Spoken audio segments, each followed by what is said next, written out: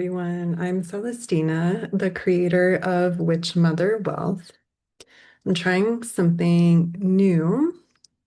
I think this is going to be really fun. This is kind of an archive or a log or a personal money journal of how I'm moving my money, what I'm learning about money. I want to share my real numbers with you, which feels vulnerable but important. And I just want to share my journey with you as I continue to grow my own financial literacy. I'm definitely someone who was not taught certain critical things about money. And I think a lot of us can say that. My parents were immigrants, and you'll probably learn more about that if you come on this journey with me. But the way that I want to structure this, and I actually have a lot to go through, so I want to get into it, is different kind of buckets. And the buckets I wrote down are retirement and investing, um, education and financial literacy for me, education and financial literacy for my kids, um, investing and saving for my kids, protection of all my assets, um, expenses, both planning for bigger upcoming expenses and just sharing certain unexpected expenses that came through, debt, income and cash flow, so how much money I'm bringing in, um, and then also emergency fund and savings, like checkings accounts, just basically bank accounts. So we'll start with retirement and investing. The most exciting thing that happened here is for months now, I've been actually for years now, I've been trying to track down an old 401k from a job I had in my 20s. That company ended up shutting down. It passed its 401k to like different custodian companies. Those passed it along. I even worked with this company called Capitalize, and they were not able to help me find it. I thought it was gone forever. I didn't even know how much was in this 401k. The other day, I got a letter from a company called Inspira, and the letter was basically like, hey, we're the new custodians of your 401k. And I was like, oh my gosh, it's been found. So it was not that easy, unfortunately. It was such a big deal to even be able to access my account through Inspira. Um, I have been on customer support with Inspira for hours and hours and hours over many weeks and months. At first, I had to like prove my identity, then I had to like create a login, and then like that never worked. Listen, TLDR, I am not a huge fan of Inspira. If you have accounts with them, I would move them stat. Um, Eventually, I got access to my accounts and I was able to see what they were and how much was in there. It was very disappointing. And I think this actually happens to a lot of people with old 401ks that haven't been rolled over. The money wasn't invested at all. So I was getting charged fees. So I actually had less. I had less in my accounts than like in the olden days when I'd gotten information. Like the money had not grown at all. It had not been invested or anything. So what I did most recently is I was finally able, fingers crossed, to initiate a rollover. Actually, let me write down here. Um, I was able to initiate rollovers of my kind of two. I think I had one traditional IRA and one Roth IRA. I was able to initiate rollovers to move those into my Charles Schwab brokerage. So fingers crossed that that works out. But that was literally 2 hours of work yesterday. And part of that was 45 minutes of being on the phone with the Inspira people, getting very confusing instructions on how to transfer stuff because the traditional one had a completely different set of transfer instructions than the Roth one. And the customer service representative was so unhelpful, so unhelpful. Okay. And I'm very generous towards people. Like, I love to believe the best of people. And it was like so freaking confusing. Anyways, I think everything has finally been initiated. It was also really annoying because I had to pay a $25 fee to close one of my accounts with Inspira, but not the other account. Again, very confusing.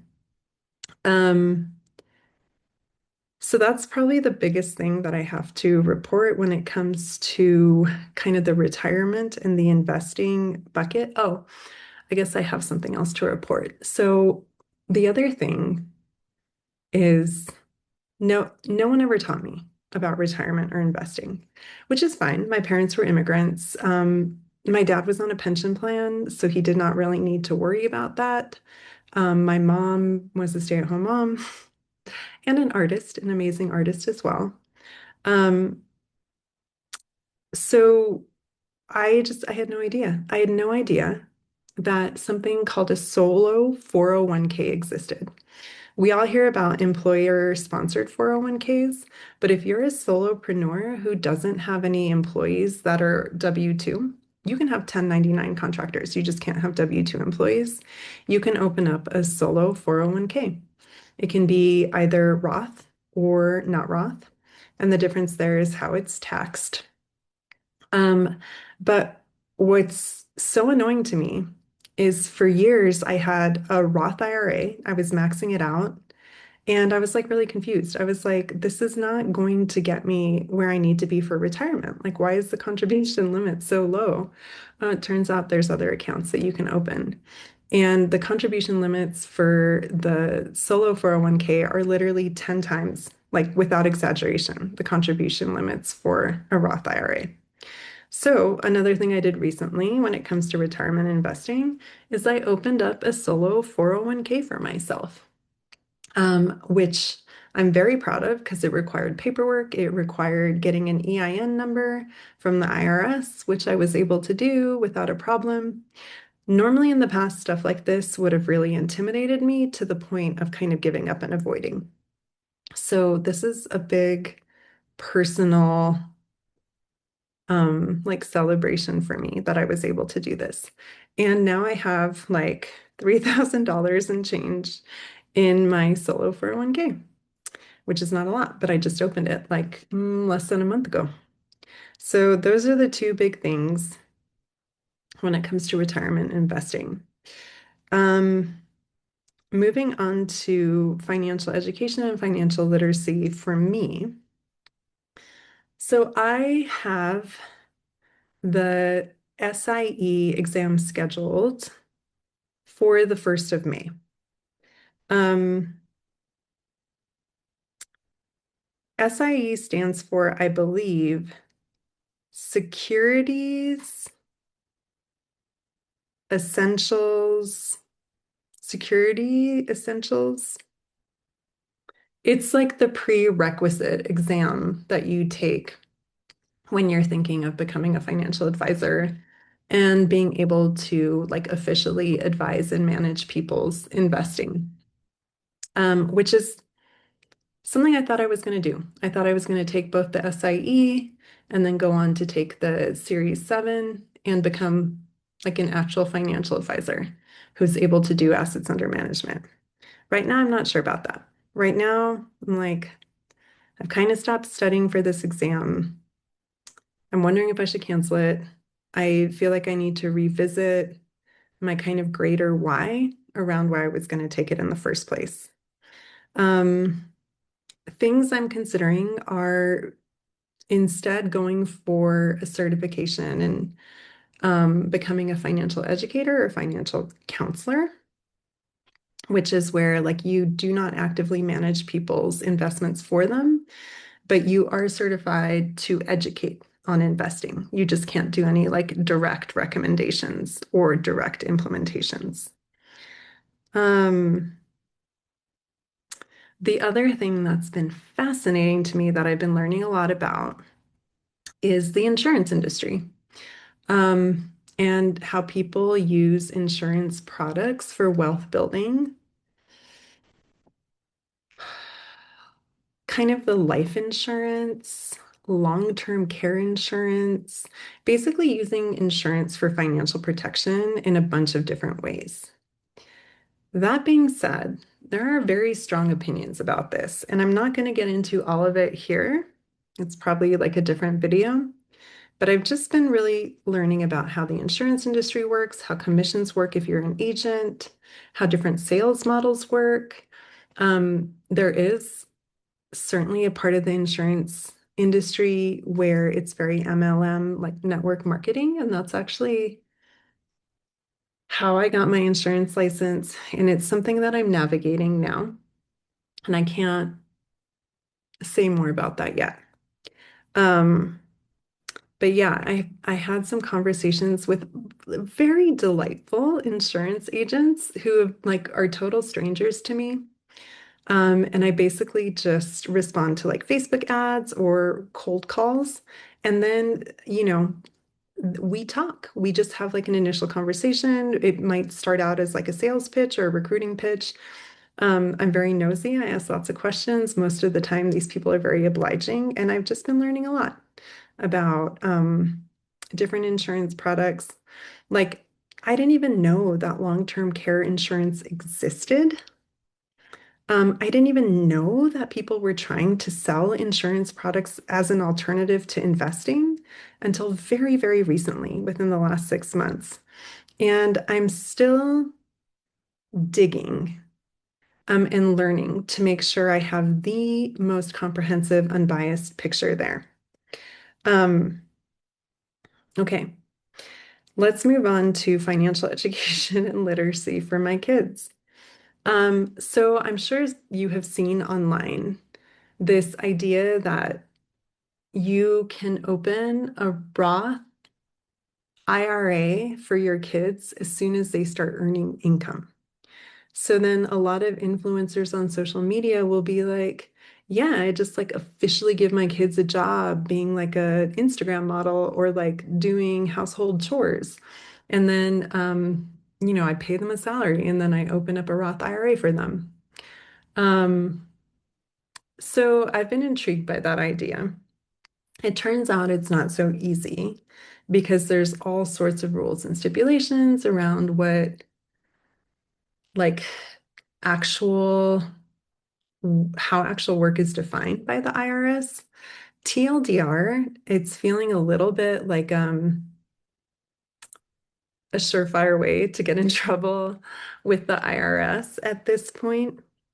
But my kids are now kind of 7 and almost 9.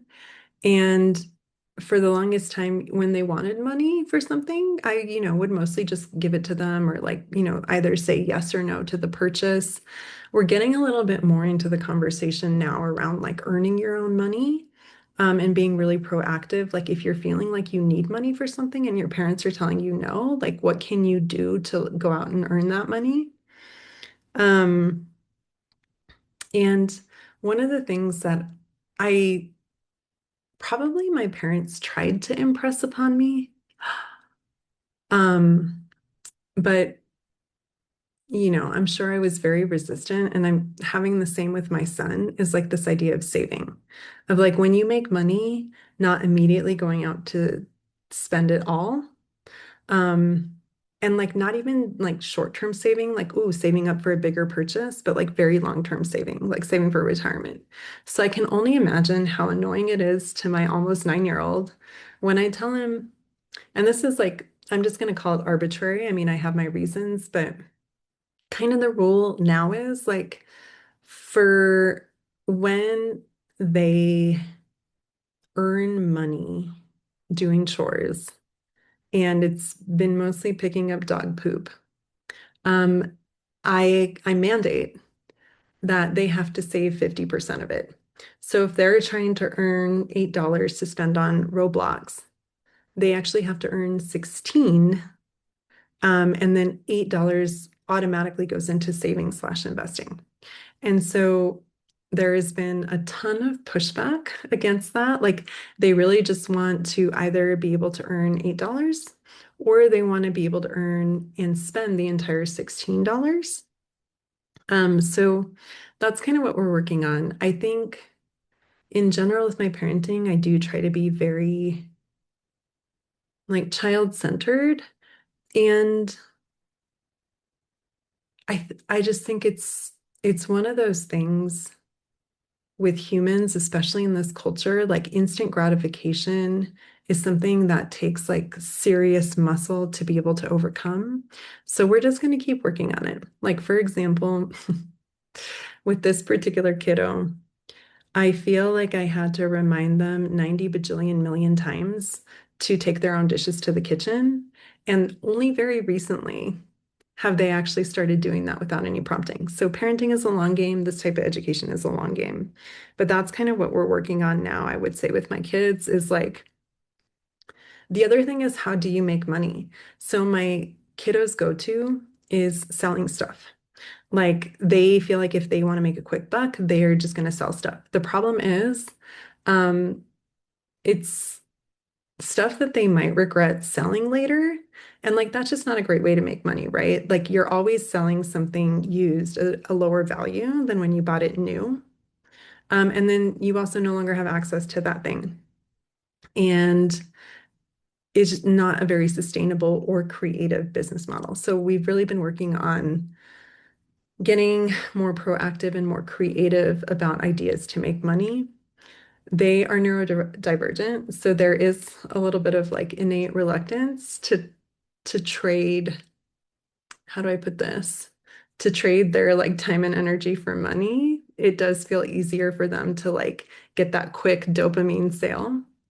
That's what we've been working on. And yeah, and again, just this concept of setting aside stuff for saving, which is really frustrating for them. Okay, so kids, let's move into now like saving accounts and investing for my kids. This is a tough one to talk about. Like I said, I was kind of, doing my personal education on setting up Roth IRAs for my kiddos. Ultimately decided against that. I think I'm leaning towards, I have two options now. Either just opening up general brokerage accounts for both of them, or opening up accounts with this very particular high yield savings account called Renalta, which I will talk about more later, but it's a savings account that earns 6% APY, and it's a fixed APY.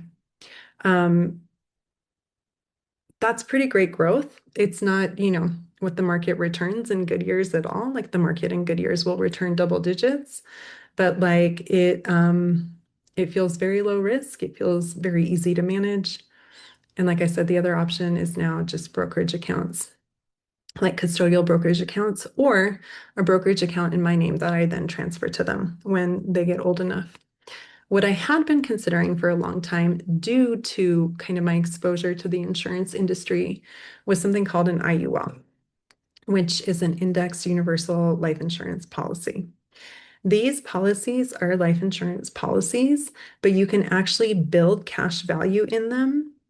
And when that cash value becomes significant enough, you can withdraw it, you can borrow against it, there's ways to access it tax-free.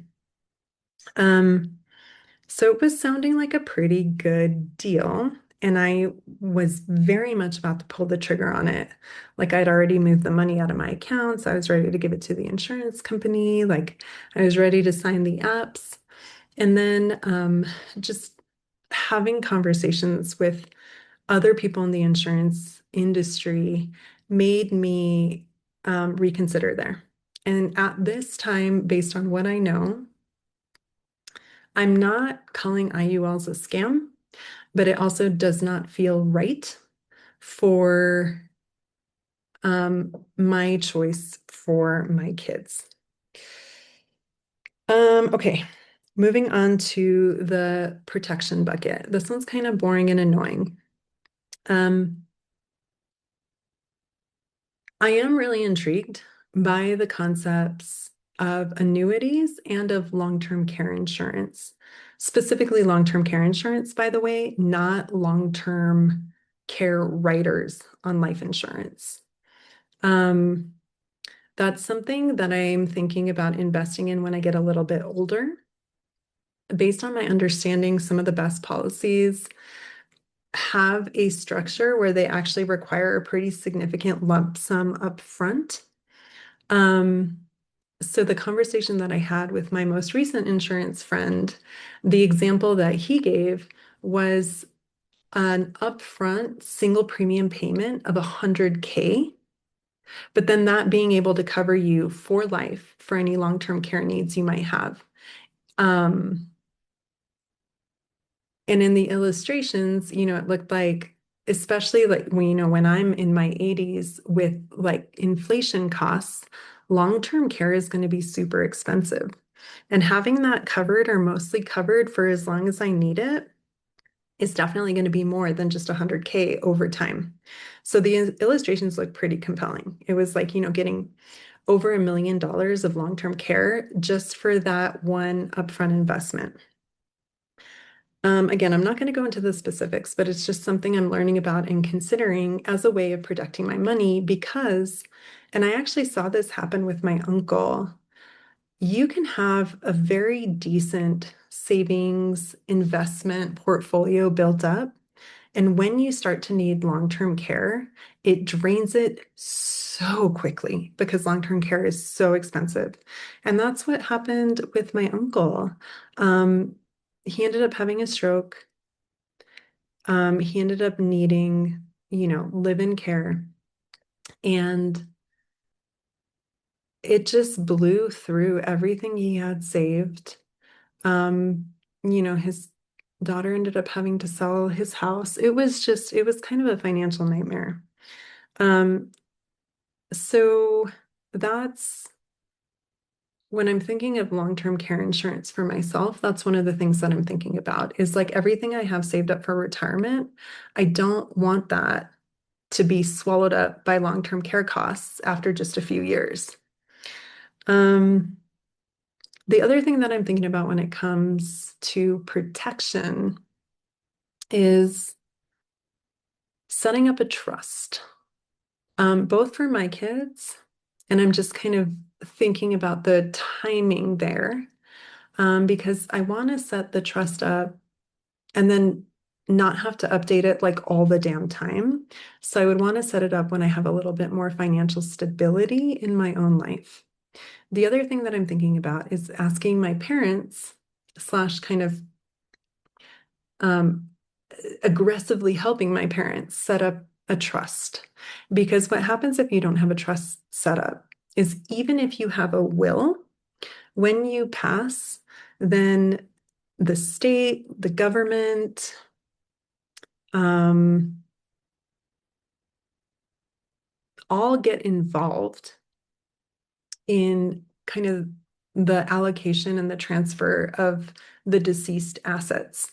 So anyone who is a beneficiary in the will actually still ends up having to pay a lot of taxes, having to wait a long time for the assets to kind of clear. If you have a trust, you can avoid all that.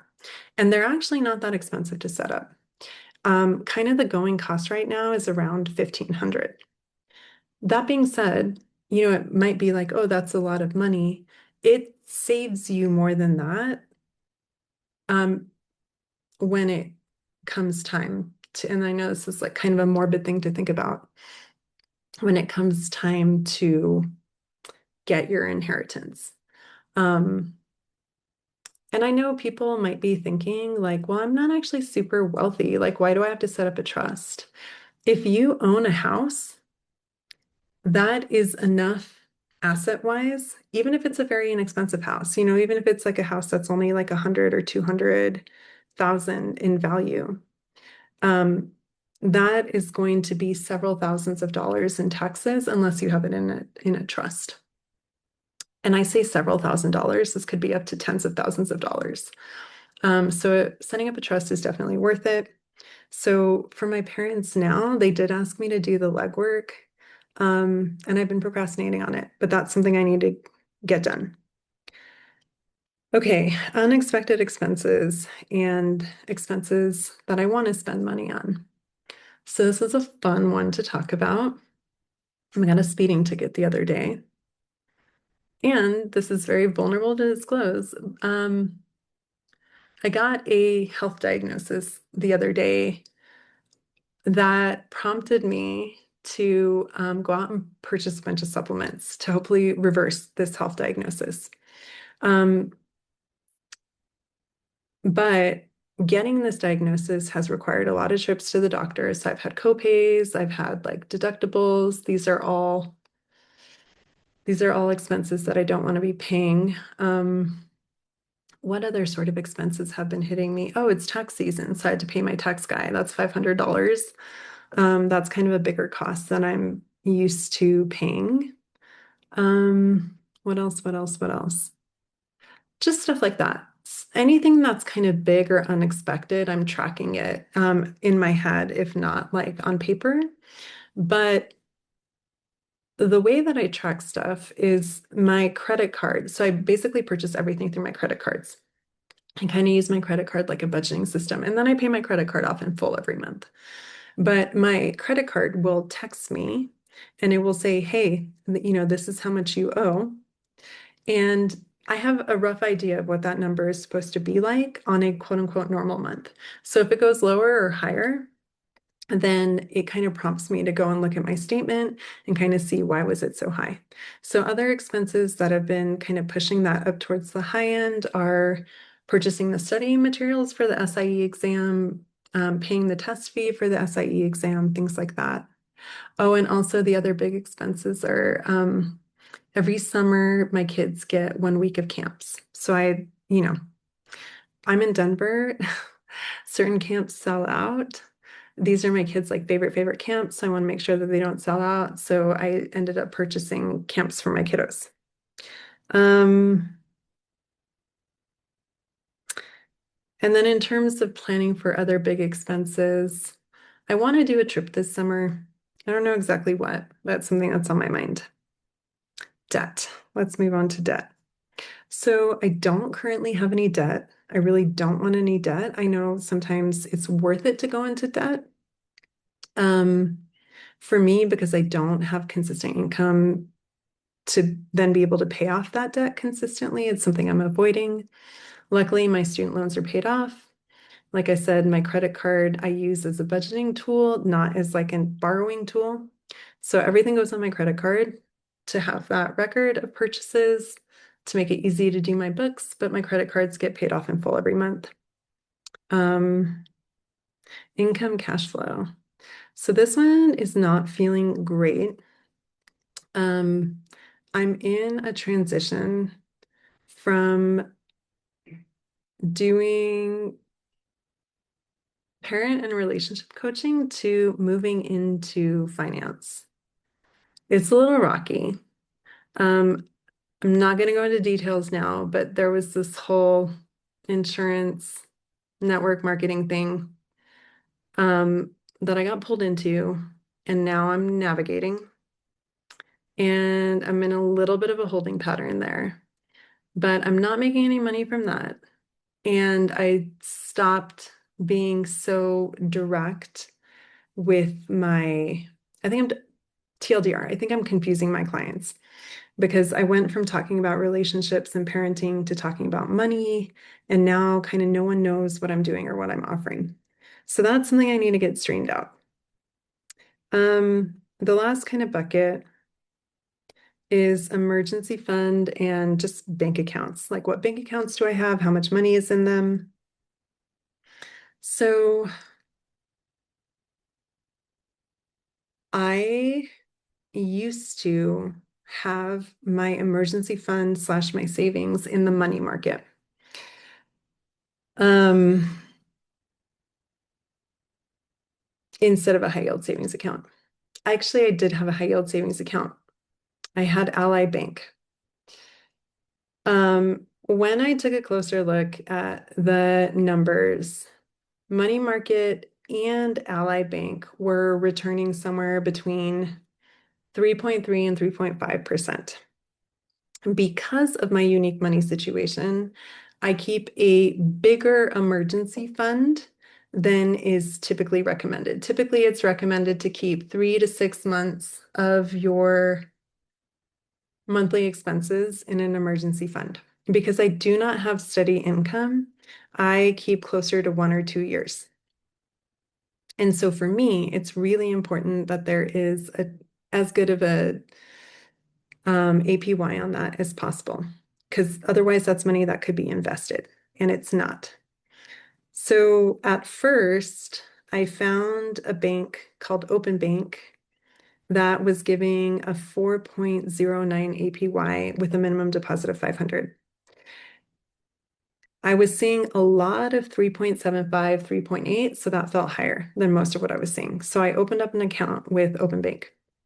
While I was looking for high APY banks, I saw an ad for this little company called Renalta, which said that it was a high yield savings account with a 6% APY, which is huge as far as fixed interest goes.